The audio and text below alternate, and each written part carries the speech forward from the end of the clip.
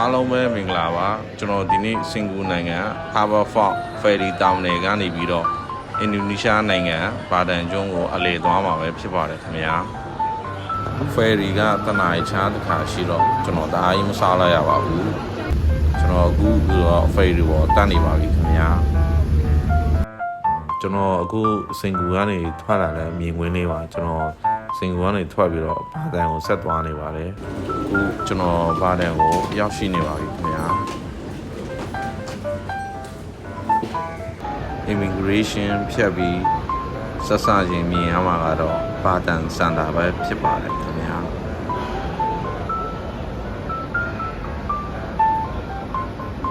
ဟိုတယ်သွားဖို့ကျွန်တော်ဟိုတယ်ကလက်ကျူပါတယ်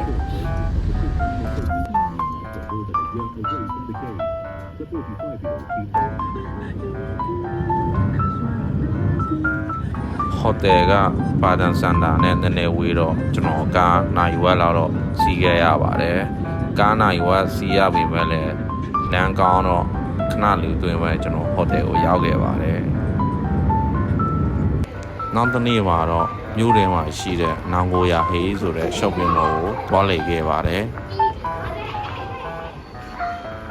ဝီဒီပြတော့ shopping mall မှာလူတအားမများပါဘူး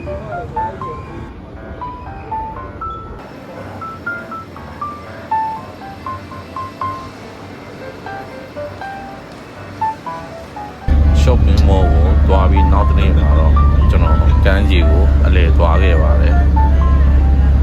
ကမ်းခြေသွားတဲ့လမ်းမှာတော့ဘာဒန်ရဲ့ထင်ရှားနေရာတစ်ခုဖြစ်တဲ့ဘေလီလန်တရားကိုဖြတ်ခဲ့ရပါတယ်ဘေလီလန်တရားကကျိုးရာဖြစ်ပေမဲ့ရန်ကိုလှပပါတယ်ကမ်းခြေအဝင်လမ်းကနည်းနည်းကျန်းပေမဲ့15မိနစ်20လောက်တော့ဝင်ခဲ့ရပါတယ်လမ်းကျမ်းပေမဲ့ကမ်းခြေကိုမြင်တဲ့အခါမှာအမောကိုပြေးသွားခဲ့ရပါတယ်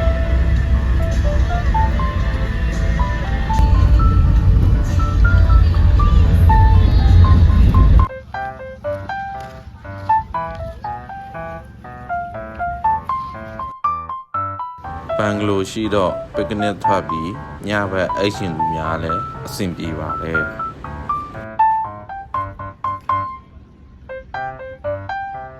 ညနေဆောင်မှကမ်းခြေကိုလာရောက်လည်ပတ်တဲ့လူတွေနဲ့ကမ်းခြေဟာအသက်ဝင်လာပါတယ်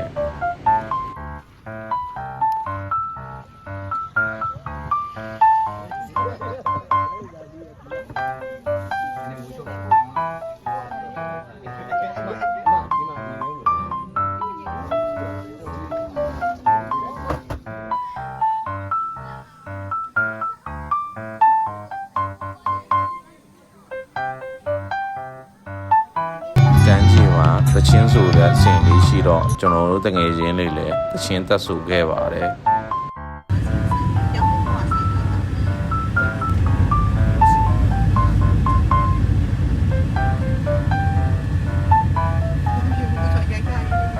နောက်တစ်နေ့မှာတော့ဘာဒန်ရဲ့ကမ်းခြေတစ်ခုဖြစ်တဲ့ Infantry ကမ်းခြေကိုကျွန်တော်တို့အဖွဲ့ Jet Ski စီးဖို့တွားလည်ခဲ့ပါတယ်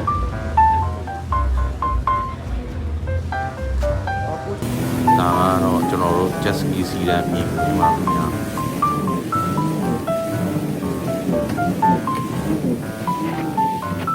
ကျွန်တော်ရဲ့ဘာဒန်ခီးစဉ်ကတော့ဒီလောက်ပါပဲအားလုံးကိုကျေးဇူးတင်ပါတယ်